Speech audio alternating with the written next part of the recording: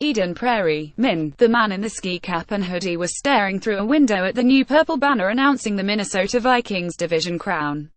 From behind, as he stood in a cafeteria, this average-sized Joe could have passed for a food service worker or a fan who had won a contest for a tour of the team facility. Case Keenum does not look like a quarterback drafted by an NFL team for a damn good reason, he wasn't. It was a Tuesday, the players' off day following their division-clinching beatdown of the Cincinnati Bengals in mid-December, and an operations crew had just hung the banner in the rafters 2 minutes earlier. Keenum doesn't believe in off days, so he was the first to see this tribute to the 2017 NFC North Shams, the last of its kind, to hang over the indoor practice field in the Minneapolis suburb of Eden Prairie, IDD, on the street corner by a tattered Viking ship encased in snow and ice. The team will pack everything later this winter and move to upgraded digs in Eagan, about 20 miles to the east. Nobody is sure whether Keenum will be along for the ride. And that's fine and dandy for now. Keenum is not thinking about free agency, whether he might head to another franchise in a package deal with offensive coordinator Pat Shurmur, or if Minnesota could still prefer the returning Sam Bradford and/or the returned Teddy Bridgewater as its 2018 starter. Short-term, Keenum is thinking about beating the New Orleans Saints in Sunday's divisional round matchup at US Bank Stadium. Not so short-term, Keenum is thinking about becoming the first quarterback in NFL history to lead a team onto its own field with a chance to win the Super Bowl. "I don't think anybody wants to be sitting here in February and somebody else play in it," Keenum said. He retreated a bit from that statement, swearing that the team wasn't looking ahead at a magical shot to earn the franchise's first Super Bowl championship, in its own building, after 4 losses in the big game and no appearances since the 1976 season. Keenum apologized for the cliché, but said the Vikings were taking it day by day. "If there's anyone who knows that NFL life is a day-to-day proposition, it's the quarterback of the NFC's number 2 seed." Case Keenum helped the Vikings to their best regular season record since going 15-1 in 1998. Brace Hemelgarn, USA Today Sports. Keenum's striped gray ski cap was pulled tight over his hair and ears and down to his eyebrows, making him appropriately hard to recognize. He's the improbable leader of a faceless contender, and maybe he represents the look and the formula that will finally deliver these earnest Minnesotans the long-lost ring. The Vikings have had Hall of Fame quarterbacks who won Super Bowls for other franchises and former top overall draft picks. But the Vikings have never had a quarterback quite like Casey Austin Keenum, undrafted, unwanted, uneverything, who led them to a 13-3 record as the second most accurate passer in the league, 67.6%. Of the quarterbacks starting playoff games this season, Keenum had the best regular season total QBR at 69.6, second only to the now injured Carson Wentz 75.7, and better than Tom Brady's 67.2. Football Outsiders ranked Keenum ahead of Brady as the NFL's top quarterback in 2017 in DVOA, a metric that measures a player's value per snap over an average player at his position. Not bad for a former Houston Texans practice squad arm and deposed Los Angeles Rams starter, who arrived in March with a 9-15 career record and an upside the Vikings thought was worth a mere 1-year deal for a lousy $2 million plus incentives. But this staggering run comes as no surprise to Keenum or to his supporters, who were just as confused when he had just one Division I offer out of high school as they were when he went undrafted in 2012. Keenum is not driven to prove the doubters wrong half as much as he's driven to prove those true believers right. The believers are multiplying by the week. Keenum has already made himself a lot of money this season. No matter what happens against the Saints on Sunday, people up and down the Vikings organization would concede that much, even if some would rather not pay up. An executive from another team who has aired 6 recent game films of Keenum predicted some franchise will offer him $20 million a year, and that the quarterback would likely leave the Vikings if they offer him $15 million a pop. Read more on Keenum from Courtney Cronin. Even at Case's lowest point, Cliff Kingsbury saw potential. 2,500-plus virtual reality reps transformed Keenum's game, a peace sign, a 9 TD game and Case's record-setting Houston career. Disney adventure yields lifelong friendship for the QB and former center. He's playing at a Pro Bowl level, the executive said. He's put himself in the same conversation as Kirk Cousins. His film is excellent. He's got a live arm, accurate on 3 levels, good mobility, tough, smart. I didn't give him a good grade out of college, but his tape this year is outstanding. He's playing like a real quarterback, a borderline franchise guy, not a journeyman. You 6 games this year and you say, holy yes, look how good Case Keenum is. Surprise, scouts and coaches have been saying that for years, but the secret to Keenum's success isn't much of a secret at all. He has overcome his modest physical gifts as a 6'1" quarterback with a fearless approach to competition and life that was clear long before he started wowing wily high school football fans under Friday night lights in Abilene, Texas. In fact, Keenum didn't first declare his bold spirit on a football field, but in the middle of a Costa Rican jungle. Do you want stories? Right, Steve Keenum asked over the phone. Let me give you one. It was Christmas time 1999, and the Keenums were heavily involved in the Fellowship of Christian Athletes. Steve and his wife, Susan, former athletes at McMurry University in Abilene, where Steve was later the head football coach, decided to spend the holidays with family members who were doing missionary work in Costa Rica. They were on a boat ride down the Colorado River, a tributary near the Nicaraguan border, when an 11-year-old Case decided to kick the adventure into a higher gear as he had his uncle pull his older cousin on a boogie board behind the boat. My son looked at me and asked, "Can I do that?" Steve recalled. Steve had seen some crocodiles on the banks of the river. He also knew the flow of the river could be unpredictable and potentially dangerous to a boy putting a higher premium on fun than safety. But I told my wife that I'm going to let him do it, Steve said. I didn't want him to be afraid of anything, and he did it. If he wanted to try something that involved risk, I wanted him to feel he could do it and not shy away from it. Case Keenum always preferred to lead with his chin. As an 8th grader, he was running the anchor leg on a wily relay team in a race that would determine the winner of the district meet. I remember getting the baton in 3rd or 4th place, and I was going to catch the guy in front of me no matter what, Keenum said. I was being ultra-competitive because that's just who I am. Watching that day was Hugh Sandifer, then the head football coach of the varsity team at Wiley. He knew about Keenum, and figured someday the middle schooler would start for him. But Sandifer had no idea what he'd be getting until Keenum dove face first across the finish line to win the district title for his team at the expense of his skinned-up elbows and knees. He just flat dove like Superman, Sandifer said. It was insane. You just don't see people dive at the finish line.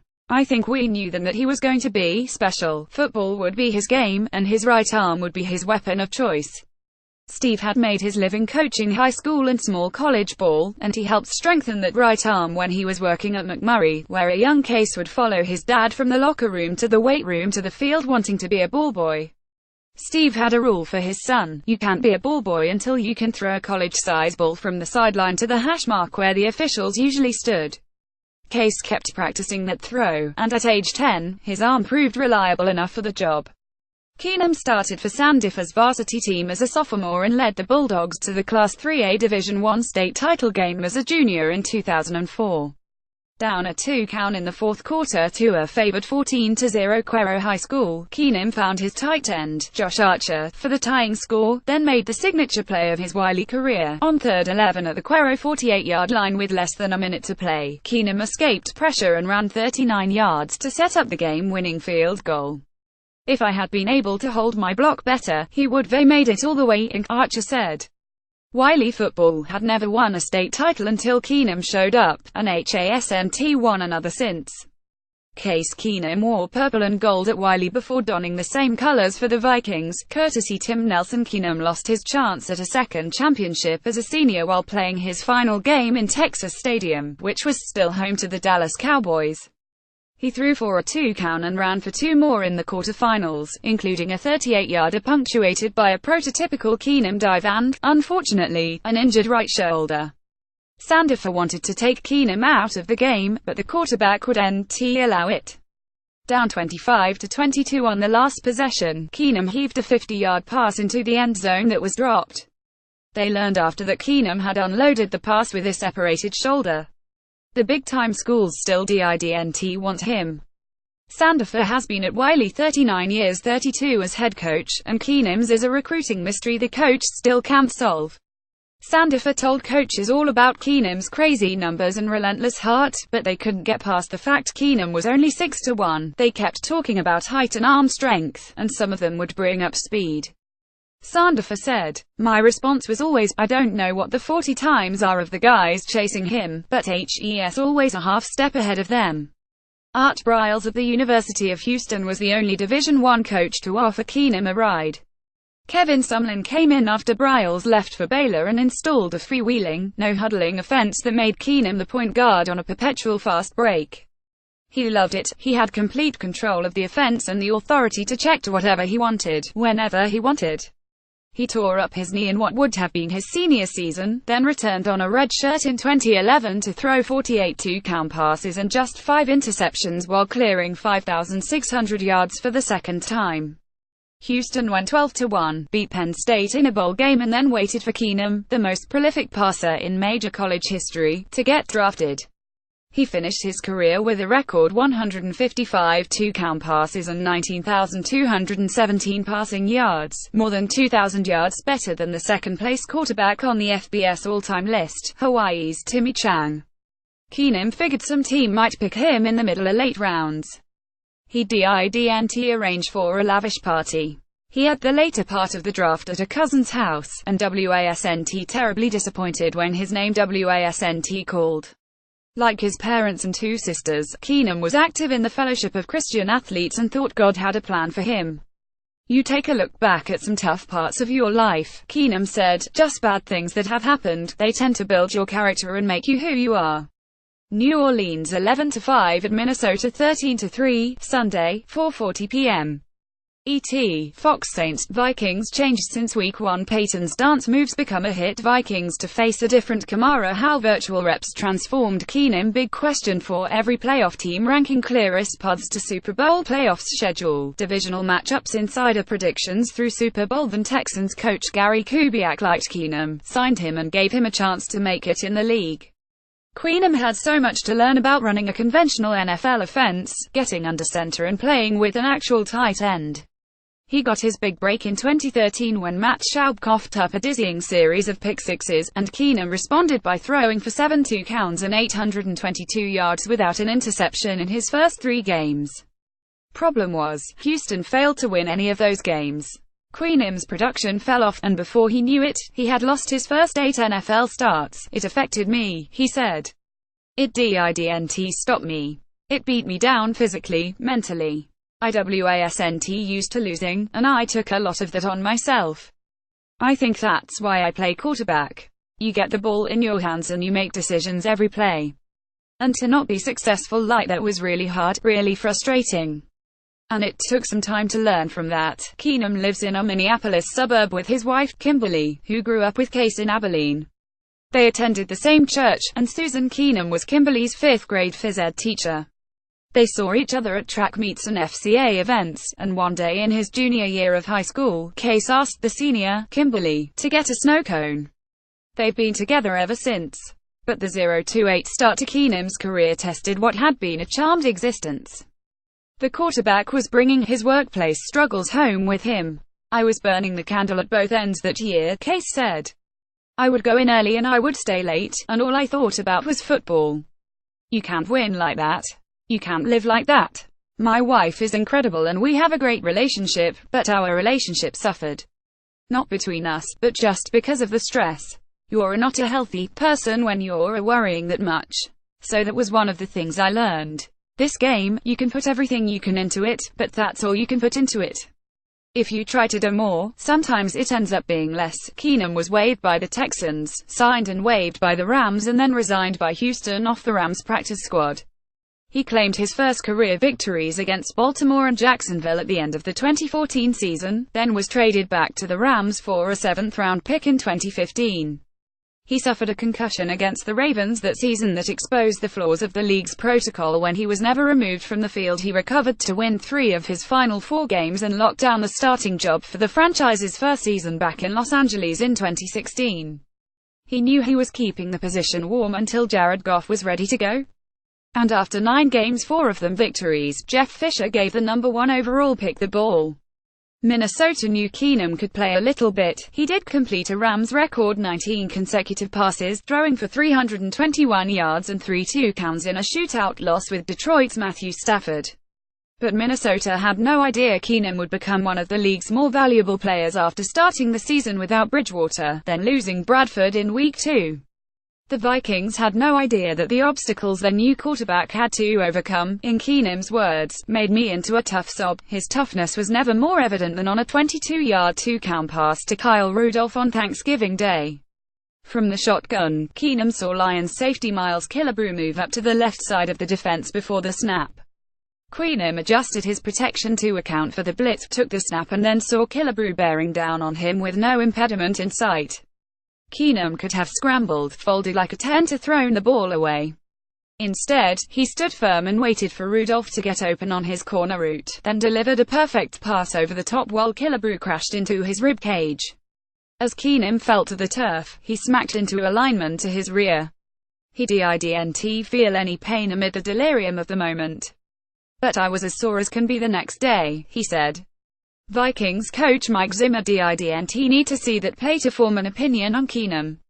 Before Minnesota even played Detroit, Zimmer offered an old-school scouting report. "The thing I like most about Case is he's got big balls." Case Keenum's 67.6 completion percentage was second only to Drew Brees in the regular season. Jeff Burke, USA Today Sports. Keenum was strong against the blitz all year, and strong outside the pocket. Yet the most profound impression he made on his teammates involved the hours he kept and the passion he showed. It's common for quarterbacks to be first one in, last one out types. It's all but written into the job description. But they say Keenum takes that to a new level. Quarterbacks coach Kevin Stefanski normally shares his first cup of coffee with Keenum around 6 in the morning, and the two of them let the caffeine put the daily game plan into focus. Stefanski has been around a lot of grinders in his dozen years with the Vikings, but Keenum is in a league of his own. His self-motivation is off the charts, Stefanski said. He's obsessed with the process. Adam Thielen might be the teammate most qualified to define Keenum's hunger. As an undrafted Division II player out of Minnesota State Mankato, Thielen had an even tougher road to navigate to the NFL than Keenum's. The Pro Bowl receiver doesn't discount the possibility that their seemingly symbiotic bond is rooted in their shared backstory, though he guesses he has a better explanation for their success as first-time teammates. "I think honestly what makes our connection good is we don't really care what people think about us," Thielen said. "We just want to go out there and help the team win." Thielen moved the conversation back to Keenum's work ethic.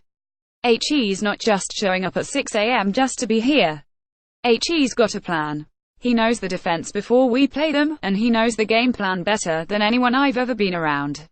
Maybe even better than some of the coaches. It has grown increasingly difficult to discredit Keenum. A division champ at 29, he has moved beyond the phase of his career his old man described as, "Would you hurry up and fail so we can turn to someone else?" He's going to be a no questions asked first stringer somewhere in 2018, and he's going to get paid.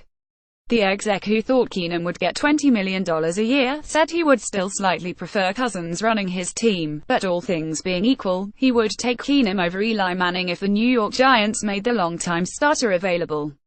With two upsets on Wild Card Weekend, the 2017 playoff bracket was upended. So we asked 11 ESPN insiders to repick every game through Super Bowl 52. Will Tom Brady win title? No. 6. Deshaun Watson carried the Texans at the beginning of the season. Jimmy Garoppolo carried the 49ers at the end of the season. But which QB has the most upside? We ranked from 1 to 7 the guys who established themselves as NFL starters in 2017. Until further notice, Keenum and the state of Minnesota are madly in love. Keenum and his wife, Kimberly, claim to have all-pro neighbors. "Minnesota nice is a real thing," he said. "Those neighbors have shoveled the couple's driveway and sidewalk to prevent the quarterback from potentially slipping on the ice. Let's be honest," Kimberly said, "these Texans don't know what to do with all of this snow." The couple has similar support back home, where Keenum's former Wiley teammates get together to the quarterback who led them to a championship as teenagers. They say his humility makes it easy to root for him. They him escape when the Vikings' pocket collapses, and it takes them back to those Friday night lights in Texas when Keenum would escape the same way in Wiley colors. Sandifer used to joke that he ran a Monday Night Football offense. Whatever he saw and liked on MNF, that's what he put in for the next game. He was in the crowd for his first Vikings game when his former quarterback, now wearing lucky number 7, ran a more sophisticated attack to beat Cincinnati and clinch the NFC North. It's a hell of a story with a credible chance to get much better. Can Keenum become the next Kurt Warner, another undrafted starter? Win it all? Can he actually become the first Super Bowl champ crowned in his team's own building? It would be a fairy tale kind of thing, his father said. Even if that fairy tale ends on the first Sunday in February, in Super Bowl 52, before Keenum potentially leaves to play for another team. It's hard to believe this blissful marriage of player and market will be reduced to a one and done by money, but the NFL is a business, and oftentimes a cold one. Keenum wants to win a title now, and worry about his future employment later. He said the Vikings are confident they can beat everybody, and there isn't a man in his locker room who would argue that the quarterback hasn't inspired that faith. He arrived in Minnesota with a losing record and a losing contract, and he made a headfirst dive into a brand new day. Anything can happen in the playoffs, and nothing is guaranteed in Minneapolis, or in free agency. But you can take this to the US bank. If the Vikings fail, it won't be because their quarterback was afraid to succeed.